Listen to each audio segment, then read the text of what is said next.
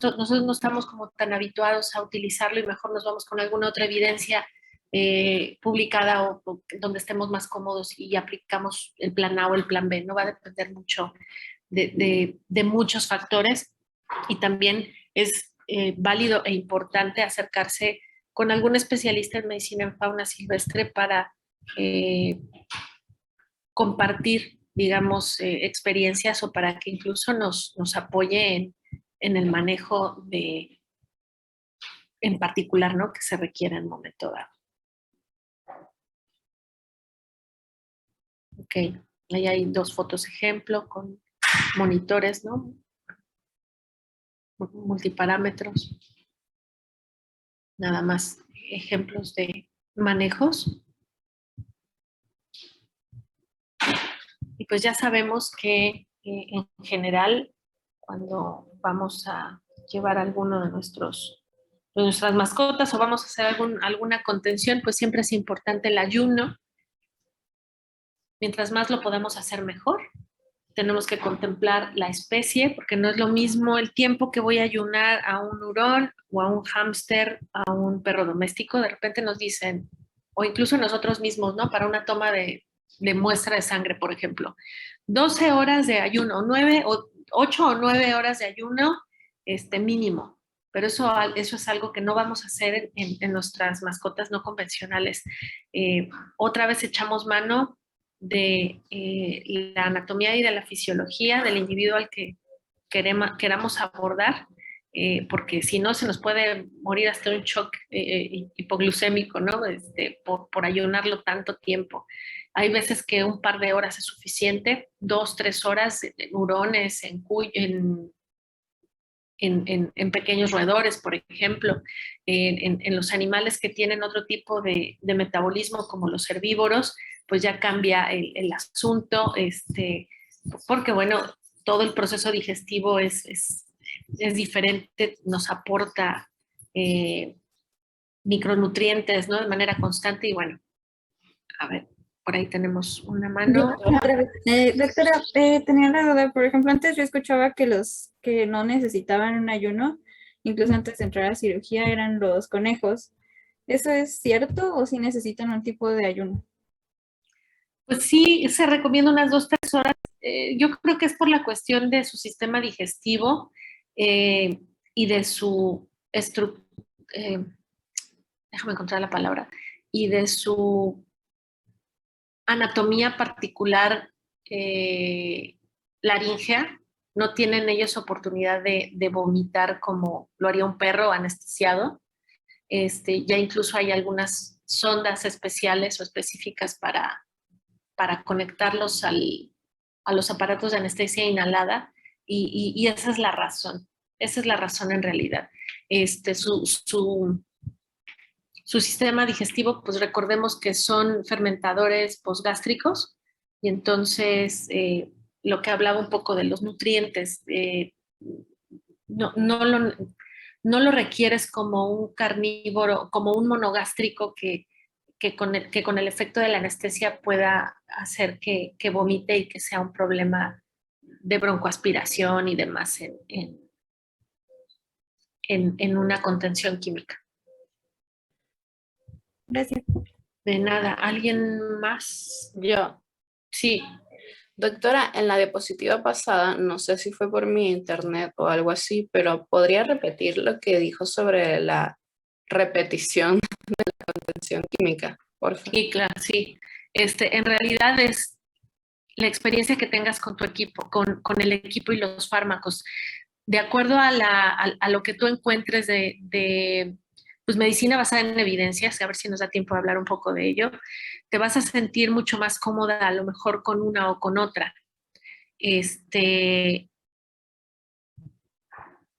Siempre basado en la evidencia, pero vas a sentirte incluso más cómodo. Pero yo creo que aquí, digo, y haciendo el recuento de esta diapositiva, me parece que también se refiere a la repetición, a si repetirías, a que tengas cuidado en repetir ciertos fármacos o ciertos anestésicos en determinada especie.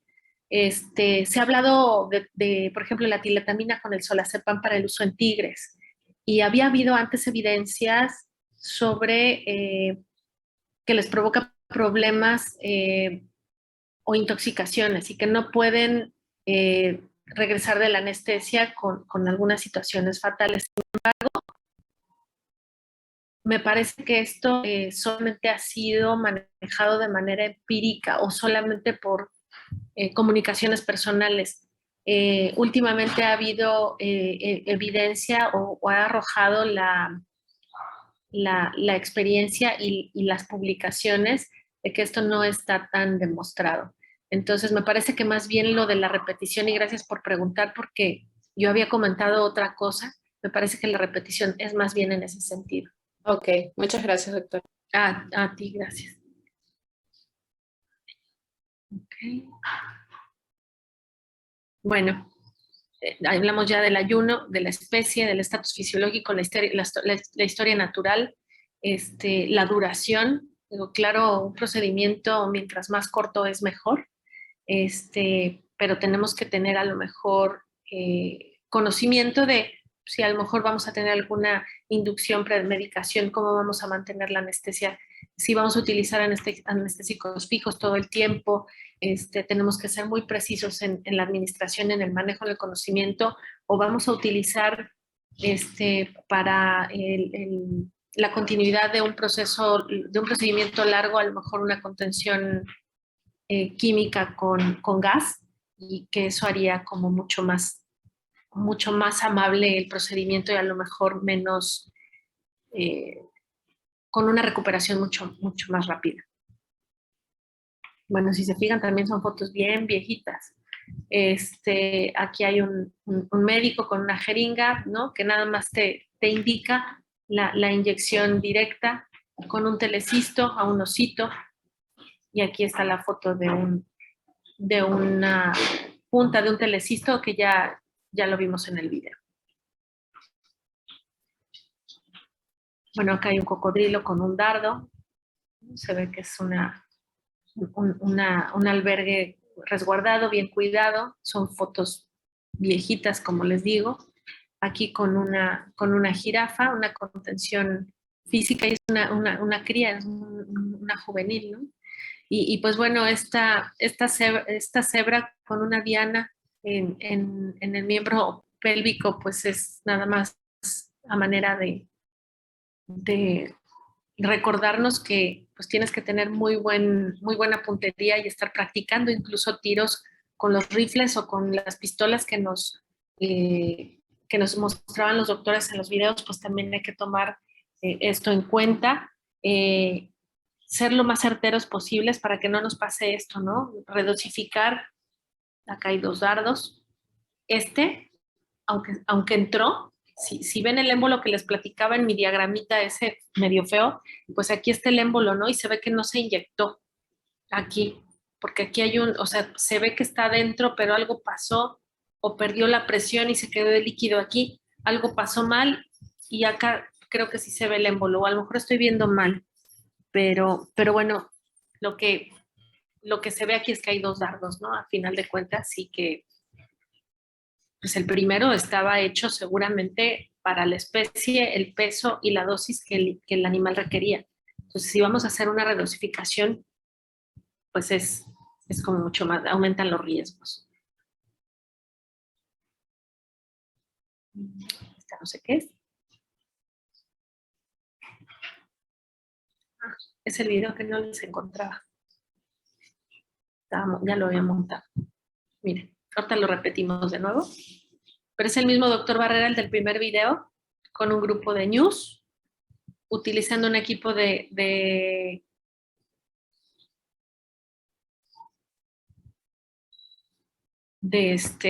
inyección remota. ¿Ok? Y entonces ahí lo voy a repetir. Vamos a ver la preparación. Obviamente el doctor pues, tiene que identificar al animal, tiene que verificar, porque incluso al fondo se oye una voz, a ver si la logran escuchar. que dice libre, ¿no? O camino libre, o no hay nadie del otro lado, porque al final cuando haces un manejo de estos y que utilizas opioides, que decía, para inmovilización, no puede haber nadie atrás. Vean la reacción del grupo de animales en la detonación y la inducción con ellos, pues es muy rápido y después se ve la recuperación de otro individuo, ¿no? Pero son ejemplos. Ahí les va otra vez.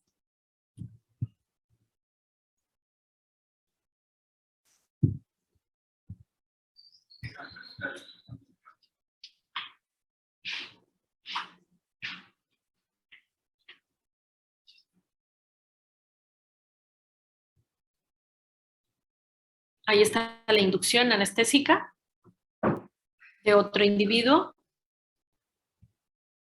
Y entonces entran los médicos a organizar el posicionamiento del animal o el procedimiento que se vaya a hacer. Si se fijan, si dicen no hay nadie, entonces bueno, ahí va otra vez, ya le subí el volumen. Le tira al tercer ñu y sale con el miembro pélvico izquierdo con el dardo, a ver si lo alcanza.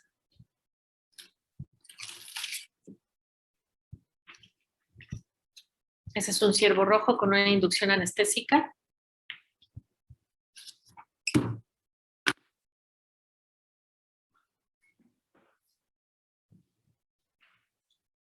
Y la recuperación, ¿no? De unos de los míos. Denme un segundo.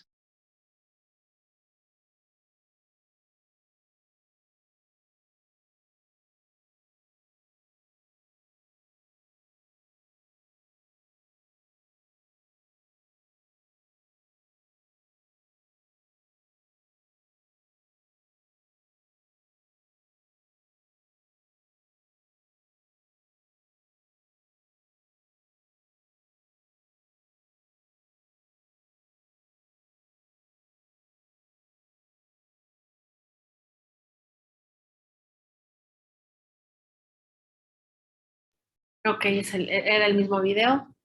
Entonces, sí alcanzaron a notar como los pasos y los pormenores de un procedimiento de inyección remota. Sí. Súper, gracias. Ok, y entonces continuamos anestésicos inhalados, pueden ser intubaciones endotraqueales como en nuestros domésticos o en cajas de inducción como esta, donde se inyecta el anestésico directamente y por respiración natural empiezan con este procedimiento de inducción o con conos ya específicos para pequeños mamíferos, con adaptaciones, ¿no? Para introducir solamente la cabeza. Aquí directamente en el tubo, solamente la cabeza. Y monitoreándolo todo el tiempo, ¿no? O en un individuo así tan grande con una intubación endotraqueal, con el monitoreo de las personas indicadas para anestesia y los demás para el procedimiento que se vaya a realizar. Para aves, ¿no? Con conos, otro tipo con una iguana, con un posicionamiento para estudio de rayos X, me parece, pero bajo anestesia. Y pues precauciones que siempre hay que tomar, especies constrictoras, especies venenosas, pérdida de la cola, mordeduras, ya platicamos algunas de ellas, cornamentas, garras, patadas, ¿no? Esas creo que tampoco las comentamos, de repente vemos a los herbívoros, y dices, bueno, pero una patada de un elefante, de una jirafa, de un ñu, de una cebra, ¿no? No queremos experimentar nada de eso, entonces tenemos que ser muy cuidadosos.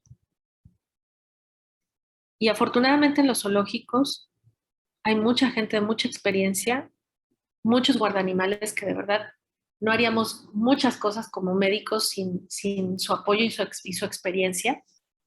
Y pues al final trabajamos en conjunto, ¿no? siempre hay que tomar en cuenta de que no es porque mi vecino tiene una colección de venenosas y le voy a ir a ayudar.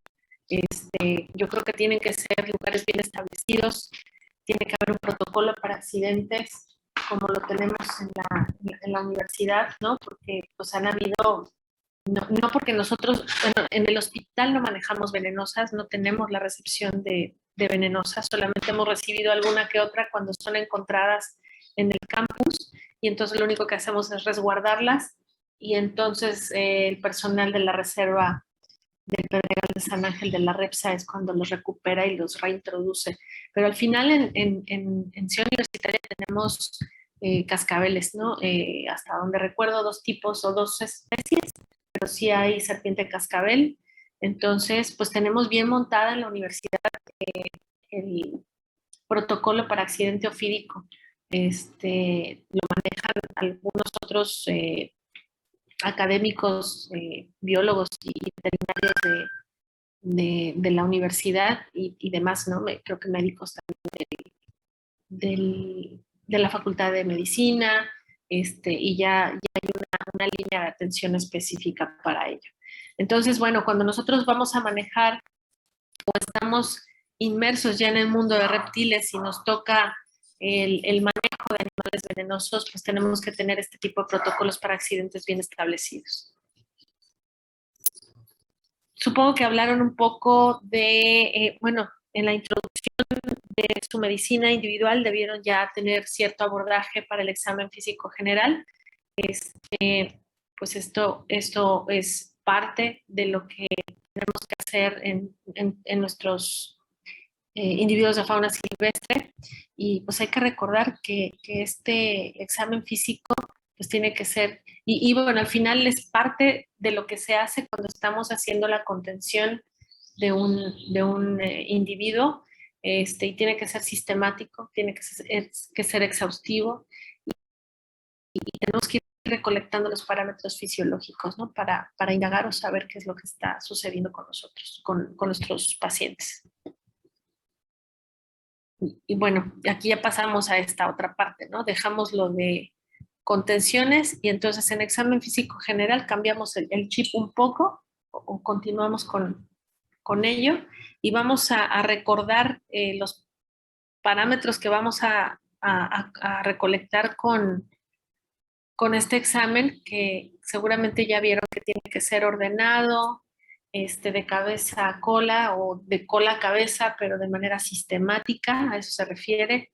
Exhaustivo, que tiene que ser muy minuciosos en lo que están revisando, para que no se les vaya ningún detalle.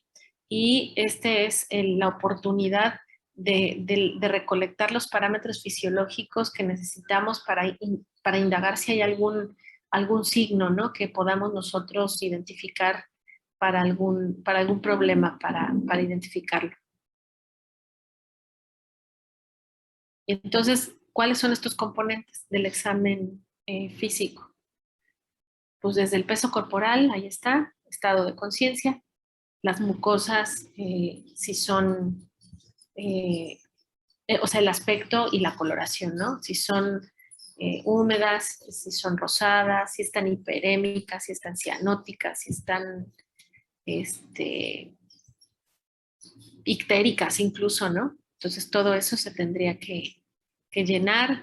Su tiempo de llanado capilar, que hay variables, ¿no? O sea, sabemos que en reptiles, por ejemplo, a lo mejor es un poquito más lento y no quiere decir que haya alguna patología asociada, entonces nos tenemos que otra vez habituar y regresar fisiología y anatomía del individuo, del animal que voy a abordar, orificios naturales de cabeza y cara, oídos o narinas,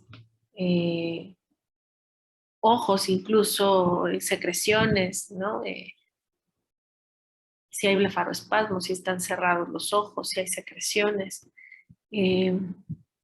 reflejo de glutorio a nivel de cuello, aquí donde tenemos la manzana de Adán, ¿no? Como dicen, ahí es donde se aplica el apretoncito para estimular esa parte, y si hay algún proceso irritativo, pues seguramente el paciente tenderá a toser, si no podría ser, lo esperado es que sea negativo.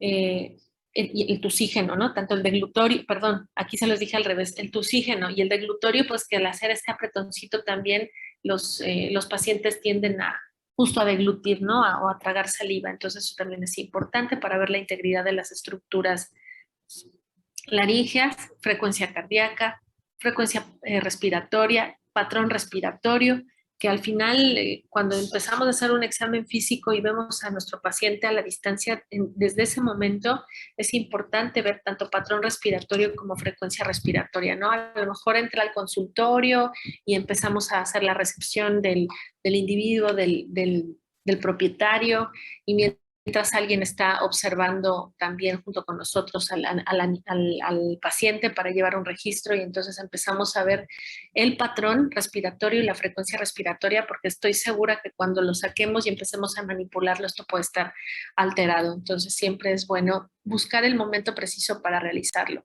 Campos pulmonares, pues hacer la revisión con ayuda de nuestro estetoscopio. En algunas especies, como en las tortugas, pues no se podrá, ¿no? Aunque siempre se refiere que podría escucharse algo. Yo lo he intentado, se dice que encima del caparazón con una gasa húmeda para tratar de hacer un poco de vacío con la campana, como se haría cuando nosotros lo ponemos en el pecho para escucharnos, ¿no? Pues no hay vello, no hay escamas, no hay queratina, sí, están hechos para nosotros, pero no, yo no he logrado escuchar en una tortuga sonidos respiratorios, ¿no? De pulmonares. Pero bueno, y ahorita yo creo que van a haber fotos en ese sentido. Auscultación cardíaca, palmopercusión en el tórax para ver si hay algún reflejo tusígeno, que no es el reflejo tusígeno, pero si hay un reflejo de tos, si es que hay algún involucramiento de alguna patología en alguna parte del sistema respiratorio bajo. Palpación abdominal, la revisión de estructuras abdominales, palpación de cavidad celómica en el caso de los animales que tengan celoma y no cavidad abdominal. Pulso, para los que podamos palparlo. En algunos reptiles utilizamos más bien equipos como ultrasonidos Doppler, como los que se usan en mujeres embarazadas para escuchar los sonidos fetales, algo parecido, pero las ondas de aplicación son chiquititas y podemos escuchar el flujo de vasos sanguíneos, ¿no? Que va pasando, no el pulso tal cual. Linfonodos para las especies que tengan linfonodos, para los que no, pues no le vamos a buscar a los reptiles o a las aves linfonodos.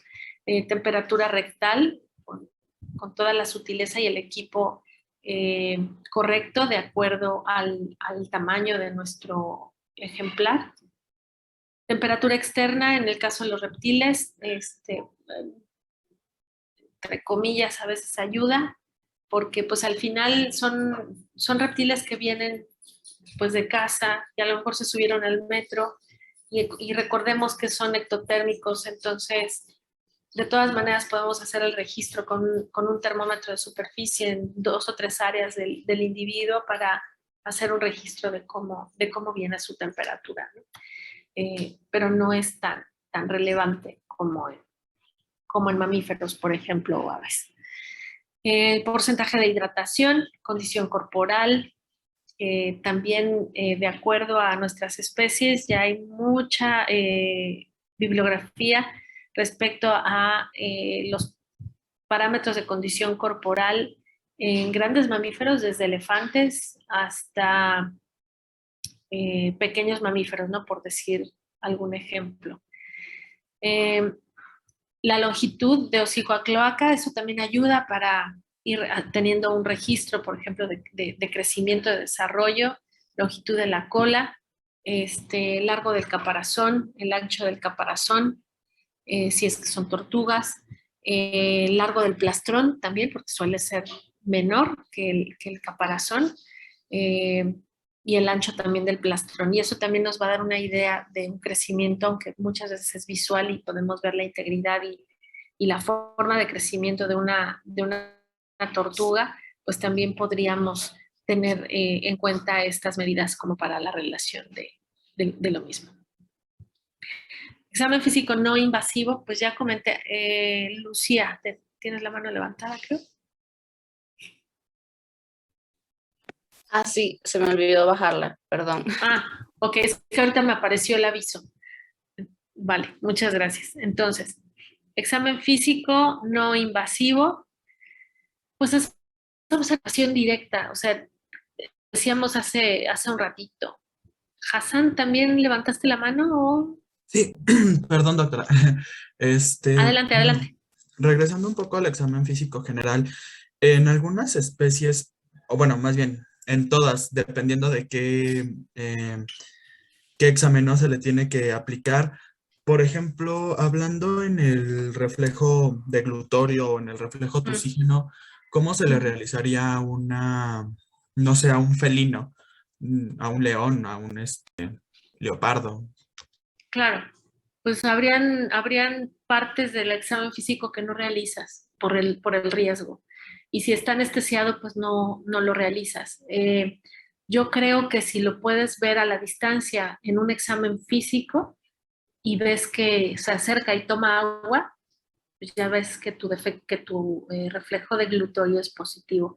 Pero estimular para hacer el reflejo tuxígeno, pues me parece de riesgo. Habrá cosas que sí apliquen para algunas especies y algunas no. Ah, de acuerdo. Gracias, doctora. Gracias a ti. Ok. Y ese es uno de los puntos, ¿no? Interesantes de observación directa. Eh,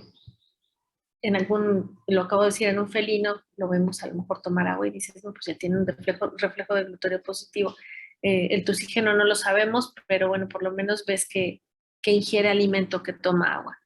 Y muchos de estos datos los vamos a encontrar desde el momento en que va entrando al consultorio o que vamos pasando por un albergue, ¿no? En alguna colección zoológica. Y vamos a ver como en esta foto, ¿no? En esta tortuga que hay fluido que contiene un material rojo brillante que pareciera sangre. Tendremos que empezar a indagar sobre el origen, ¿no? Si es orina o qué es, ¿no? O sea, puede ser obviamente de cloaca, porque pues bueno, tienen un compartimento que junta tanto heces y orina y entonces habría que indagar el origen, pero bueno, identificamos por lo menos que hay la presencia de algo que no está normal. En el albergue generalmente es la observación directa. También podemos hacerlo en el momento de que nos lo trasladan al hospital, por ejemplo, como en el caso de esta tortuga, aunque no sea su albergue fijo, un albergue temporal y podemos estar viendo qué es lo que está sucediendo. Durante la recolección de la historia clínica y de la anamnesis, que ya seguramente también vieron eh, parte de esto, salen muchos datos, ¿no? La anamnesis donde el propietario te está diciendo motivo de consulta y por qué voy y demás, y cuando estamos también levantando la historia clínica, pues mientras estamos recolectando toda esta información, pues estamos viendo al individuo, estamos viendo al paciente, y eso hace que esta observación directa nos arroje también mucha información. Podemos ver la locomoción, podemos ver la respiración, ya lo comentamos, podemos ver cómo se mueve o si no le duele o si manifiesta algún síntoma, ¿no? Alguna postura que a lo mejor nos haga interpretar que tiene dolor abdominal o que tiene dolor en algún miembro y que no lo mueve o que lo arrastra o que tiene algún, no sé, algún tipo de rascado que se esté rascando y a lo mejor está con prurito. Todo esto lo vamos a estar identificando durante el interrogatorio, ¿no? Y el levantamiento de la historia clínica. Y aquí hay también, ¿no? Actitud, locomoción, respiración. Esta tortuga casquito que está del lado derecho, pues está totalmente miedosa escondida, ¿no? Luego estas son un reto para poderlas sacar, entonces hay que estar con toda la paciencia y con todo el tiempo para que empiece a sentir más confianza y empiece a sacar cabeza y patas y demás. Acá la tortuguita está, vamos a ver, algunos videos, como son viejitos ya no se ven, pero algunos sí. No, no. Pero de todas maneras es la actitud de la tortuguita con el interés de su contenedor de comida o la tapa que le pusieron como contenedor de comida con esta alimentación correcta y que está alerta, ¿no? Esta otra tortuguita con ojos cerrados, con un abultamiento aparente, si esa es la posición que permanece todo el tiempo, digo, no es video, pero se nota deprimida, pues también son cosas que podemos nosotros identificar. Entonces después va el examen físico invasivo, ¿no? Que podríamos utilizar muchas cuestiones de condicionamiento o con anestesia, ¿no? Aquí estamos pesando animales sin ningún tipo de contención, ¿no? O sea, simplemente por posicionamiento, ¿no? Pues la tortuga la pones y a lo mejor sí se mueve, pero registras el peso. Igual con el erizo. Sí, a lo mejor tiene ya cierto entrenamiento, ¿no? Este bonito de acá arriba. Y este bonito, pues sí se ve que está en mal anestésico. Muy enfermo, esperemos que no sé qué es. Está disponible. Ok, esta es una chinchilla, nada más como para ejemplificar también el estado de conciencia, que es bien importante de repente decir que está alerta y responsivo, ¿no? Si está moviendo sus bigotes, si está volteando para todos lados, o está totalmente hecho bolita y deprimido, ¿no? Al final es lo que ejemplifican esos videitos. Acá hay una tortuguita en el mismo sentido, ojos cerrados, muy chiquitita, de las típicas que le regalan al sobrinito en el cumpleaños y llega con una tortuguera que ni siquiera es un hábitat correcto y viene hasta de esos que creo que antes se daban mucho, ahora ya no lo he visto tanto afortunadamente, que venían con la palmerita y estaban con el agüita fría y pues eso los va deteriorando y aunado a la mala dieta que pudieran administrar. Aquí hay un lorito también deprimido, ojos cerrados, ¿no? Incluso se recarga totalmente en patas y en la parte caudal, ojos cerrados. Acá hay otra postura de un hurón. Podría ser que esté dormido, ¿no? Tendríamos que tener el contexto de lo que suceda con el paciente, pero podría estar deprimido, que indagarlo. Y cavidad oral, esto lo voy a pasar bien rápido porque estamos a 13 minutos de terminar, pero al final es parte de lo que vamos a ver, son fotos afortunadamente, de lo que vamos a ver en nuestros sitios y que tenemos que conocer la anatomía y fisiología normal de nuestros pacientes. Esta coloración en la lengua de esta iguana es normal. Este también parece que es una pogona o es un reptil con algún tipo de secreción. Acá tenemos, también parece una iguana, cavidad oral, exponiendo la zona del paladar que se llaman coanas. Tenemos que ver la integridad, que no hayan secreciones, ¿no? Se ve aparentemente bien. Una serpiente con exudado caseoso, con petequias en la mucosa.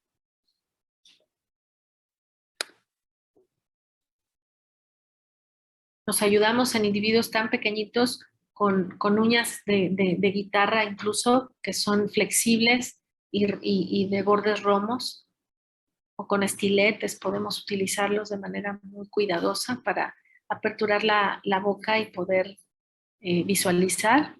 Podemos ver por aquí la entrada de la glotis y podemos incluso contar respiraciones, pero también podemos hacerlo a distancia.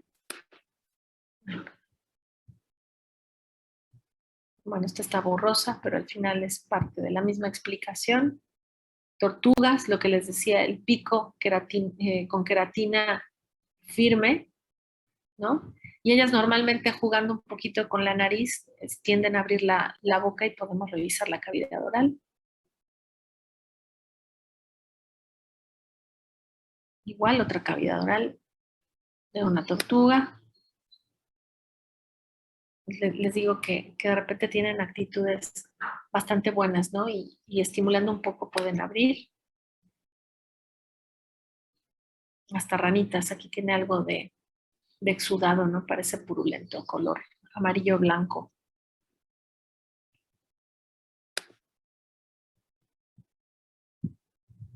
Aves, parece como un buito con también una placa de exudado gaseoso. La revisión de un pico, de un citácido. La cavidad oral también de un pajarito con sus coanas, con un material ahí mucoide brillante. Y pues al final tenemos que conocer qué es lo normal para identificar lo anormal. Los pacientes como estos, pues tenemos que empaparnos con sus características de anatomía y fisiología normales para identificarlas. Roedores y lagomorfos con problemas de incisivos o de dientes en general. Aquí hay un abscesillo, fracturas, ¿no? Fracturas de los incisivos inferiores. Y ellos generalmente no la pasan nada bien cuando tienen problemas dentales. Ya habíamos hablado de coloración de mucosas, ¿no? Se ve ictérico este felinito. Instrumentos de los cuales podemos echar mano. Den un segundo.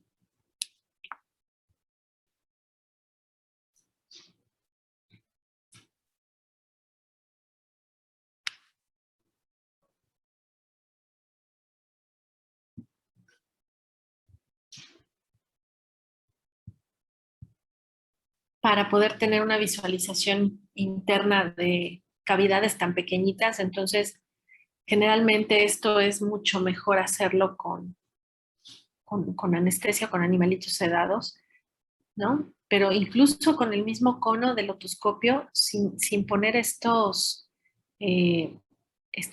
otros materiales que nos ayuden a aperturar la cavidad oral, se puede llegar a tener alguna visualización de molares y de la cavidad, ¿no? En general. Usando un estilete, viendo una tarántula. La cabeza la vamos a estudiar en general con lo que es simetría, tumoraciones, orificios naturales. Entonces vean, tortuga, aquí tiene como una mala mordida, ¿no? Está como muy corta la mandíbula. También algo parecido en este pitón, a lo mejor tiene algún proceso de estomatitis. Cabeza, tumoraciones. El ojo está como muy abultado, ¿no? Como conjuntivitis. La cavidad oral no se ve tan mal, pero se ve como deprimida, ¿no? El pico, ¿no? Fractura de la ranfoteca, de la parte de abajo del pico. Aquí ni se ve, este periquito australiano seguramente tuvo una agresión por ahí, pero está lleno de sangre, ¿no? Ni siquiera se ve qué pasó. Aquí se ve una parte del pico, pero arriba no, entonces no queremos saber ni qué pasó. Esta foto ya es también bastante viejita. La simetría también es importante, ¿no? Para identificar problemas en ojos o a lo mejor que provenga de cavidad oral. Úlceras o problemas en piel que incluso podría llegar a tener lesiones más profundas. Secreciones por narinas, alopecias, piel. Integridad de la piel, lesiones en escamas, ¿no? Dermatitis, petequias, necrosis de escamas, bisegrisis o problemas de muda. engrosamiento, retención de muda, a lo mejor con algún patógeno involucrado.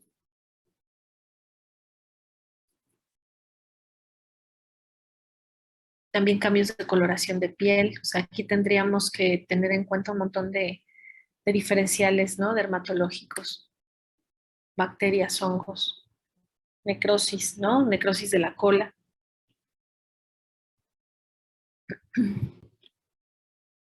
Escamas ventrales de un pitón pues con necrosis, ¿no? Se ve, en ellos de repente vemos quemaduras, ¿no? Que originan este tipo de lesiones ventrales, ¿no? Que se tienen el foco muy al alcance y se enroscan en el mismo y pues imaginan las lesiones. Bueno, ahí hay una de ellas posibles. Que de repente dejan expuestos a sus mascotas no convencionales y de repente el perro agarró a la tortuga y se puso a jugar con ella pensando que era un hueso. Y miren cómo los dejan. Hemos desafortunadamente visto varios de estos que terminan en eutanasia. Dermatitis, lesiones ulcerativas severas. Un conejo con otitis importante, que a lo mejor lo originó ácaros, pero después continúan con complicaciones bacterianas.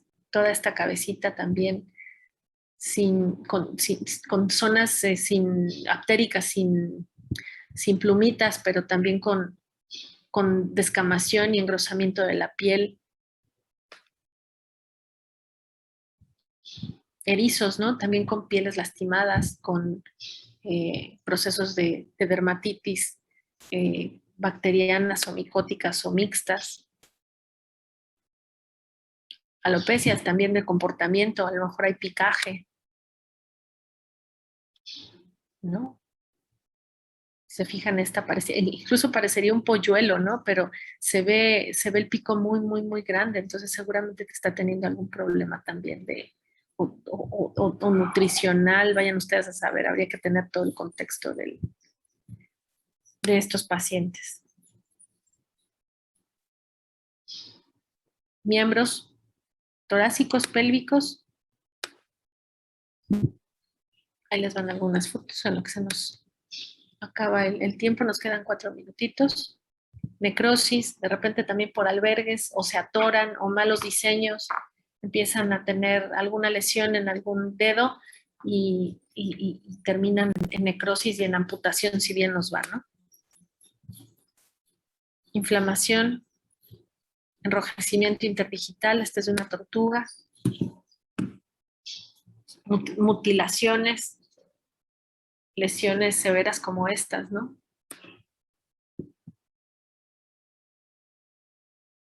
Este lorito que a simple vista no se le ve nada, pero si estamos hablando de miembros, aquí le falta una patita, ¿no? Tiene una amputación.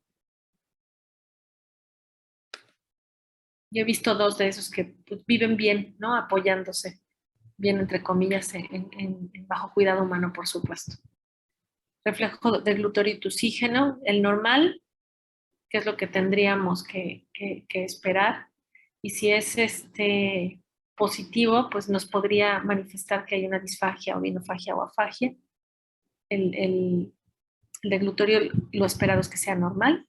La descripción es reflejo de glutorio normal y el tusígeno negativo. Y si es positivo, pues tendríamos una alteración en las vías respiratorias altas. La auscultación cardíaca, pues también depende de la fisiología y la anatomía del paciente. Vamos a escucharlo, sus ruidos cardíacos, la frecuencia, si hay algún soplo, alguna arritmia, identificar qué tipo de especie es. Este es el Doppler que les decía, para escuchar sonidos o flujo sanguíneo en reptiles. Este es el aparatito. La sonda es pequeñita, se coloca a este nivel para escuchar el flujo sanguíneo y podemos hacer el conteo y el registro del pulso. De repente nos complicamos, ¿no? Aunque sean pediátricos los estetoscopios cardíacos o respiratorios de un individuo tan pequeñito, pues es complicado. Serpientes, aquí hay una muy pequeñita. Con la sonda Doppler, aquí está el cuadrito. Y acá está el cablecito. No sé si lo alcanzan a ver. Este es de este aparato, de arriba.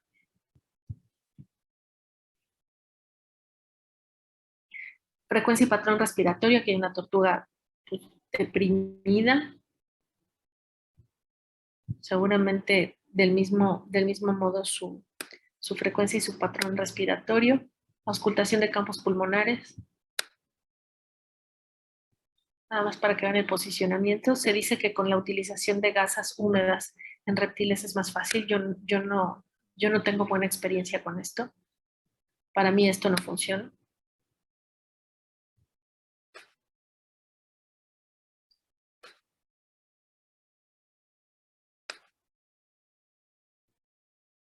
Palmopercusión, igual que como las hacemos en un perro, las hacemos en nuestros pequeños roedores. Obviamente no con toda la palma, a lo mejor utilizamos 1 o 2 dedos dependiendo lo que, o sea, el paciente, lo que sea el tamaño del paciente. Si es positivo, pues va a haber tos, va a identificarnos una irritación a nivel de carina o de bronquios, pero ya es más hacia abajo, ¿no?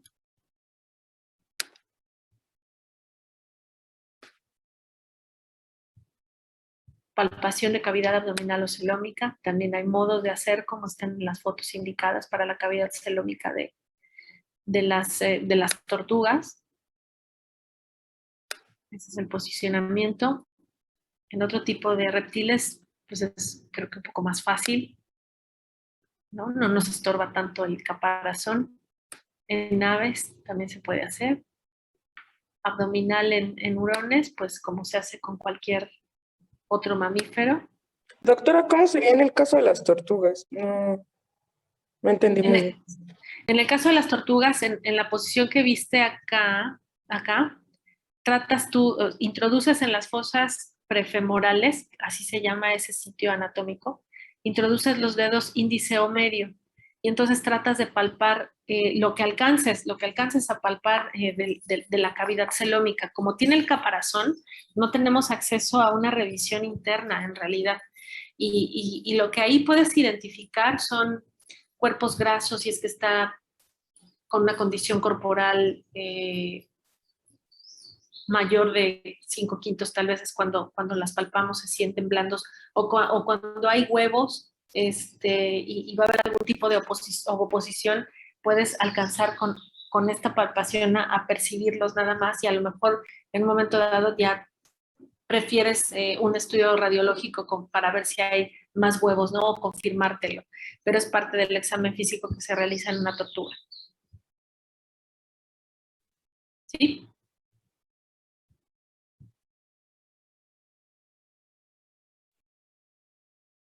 Bueno, espero que sí. Doctora, los Sí, que gracias, tenemos doctora. otra Sí. clase ahorita, ¿ya nos podemos retirar? Sí, ya son las 2. Lo dejamos hasta aquí. Ya se pueden retirar. Muchísimas gracias a todos. Quedamos pendientes para lo que sigue. Ya no les entretengo. Gracias por comentar la hora. Gracias, doctora. Cuídense. Gracias, doctora. Hasta luego. Bye. Gracias, Buenas doctor. tardes. Gracias, hasta luego. Chao. Doctor, Sí, ¿podrán repetirme la evaluación? Es que entré un poco tarde y ya no escuché. sí. Les vamos a mandar el enlace de un ensayo de caso clínico con el MEDOP, con la metodología orientada a problemas o el ECO. Lo van a revisar como práctica o como clase práctica y les vamos a mandar, dependiendo el grupo, el tamaño del grupo y los equipos, 1 o 2 casos clínicos para que los resuelvan como la clase ejemplo del video. Van a tener que hacer equipos de 5 personas y van a hacer el análisis de un caso clínico específico que les vamos a mandar. Y de acuerdo a la profundidad de cómo lo aborden y de cómo lo desarrollen, pues va una rúbrica que seguimos, que nos guiamos, y esa es su calificación. No va a haber examen. Sería su calificación para fauna. ¿Y eso a más tardar para cuándo nos los mandan y para cuándo se entrega, doctora? Pues tenemos esta semana para clases teóricas y empezar con las prácticas. Hoy, yo creo que hoy en la noche a tu grupo se lo mandamos, el video, y después del video, yo calculo que por ahí del miércoles podrán tener los casos clínicos, miércoles, jueves. De todas maneras, les recuerdo que esta especie, en esta ocasión, ahora tenemos 2 semanas. Entonces, les vamos a dar por lo menos una semana y 2 días, una cosa así, para que puedan resolverlo sin presiones. Y los equipos de 5 personas los hacemos pues con Sí. las personas de nuestro grupo, ¿no? Sí, háganlo con ustedes. Al final ustedes van a entregar el reporte y ahí van a poner los nombres de los integrantes. Entonces, son los que se tomarán en cuenta. Ustedes los eligen. ¿Y el miércoles sí tenemos entonces clase, doctora? El miércoles les vamos a... los que ya tienen práctica ya no hay clase, pero tienen que utilizar, les sugiero que utilicen el tiempo de su clase para revisar el video. Ah, ok, ok. ¿Sí? Ok, muchas gracias, doctora. No, de nada. O sea, por ejemplo, los del 1 sí tendríamos clase. Los del 1 no. O sea, tú eres de la doctora Campero, ya tuvimos hoy la teórica, que es la que les di, y les voy a mandar el video, o sea, tanto para el grupo 1 como para el 5 y el 9 que estuvimos hoy, les vamos a mandar, bueno, va a ser la misma temática para todos los grupos, pero les vamos a mandar el video, y yo sugiero también que el miércoles que tengan clase de 12 a 4, se sienten con su equipo a revisar el video. Vayan acomodando su equipo. Les mando correo con las especificaciones a todos para que no haya dudas, no se preocupen. Ok, gracias, doctora. Ok, gracias. Buen día. Gracias, doctora. Chao. Igualmente. Cuídense.